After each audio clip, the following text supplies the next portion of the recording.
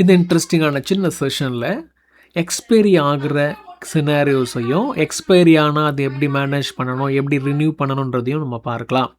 இந்த இடத்துல ரஞ்சித் அப்படின்ற யூசருடைய எக்ஸ்பைரி ஆகிடுச்சின்னு அசியூம் பண்ணிக்கோங்க. பேக் எண்டில் நம்ம பண்ணிட்டோம்.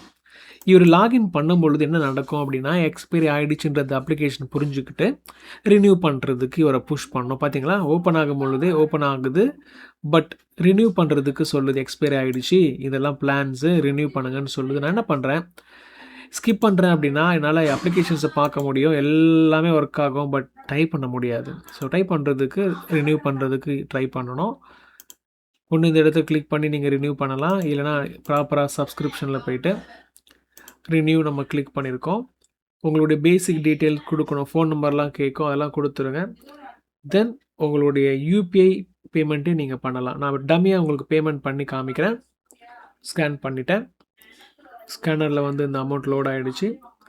தென் பேமெண்ட்டை நான் சப்ஸ்கிரைப் பண்ணி முடிக்கும் பொழுது, தட் இஸ் பேமெண்ட்டை பண்ணி சக்ஸஸ்ஃபுல்லாக முடிக்கும் பொழுது உங்களுடைய பேமெண்ட் ப்ராக்ரஸ் ஆகி முடியும். சக்ஸஸ்ஃபுல்லி கம்ப்ளீட்டட்னு சொல்லும், கன்ஃபர்மேஷன் பேமெண்ட் அப்படின்னு சொல்லும். ஃபைனலாக உங்களுக்கு உங்களுடைய சப்ஸ்கிரிப்ஷன் ரினியூ ஆகிறதையும் நீங்கள் கண்ணால் பார்க்க முடியும். ஆல்ரெடி 24/7 இருந்துச்சு சப்ஸ்கிரிப்ஷன் டேட்டு, எண்டு டேட்டு. இப்போ நல்லா பார்த்துட்டிங்கன்னா எல்லாமே வேலிடேட் நடக்குது.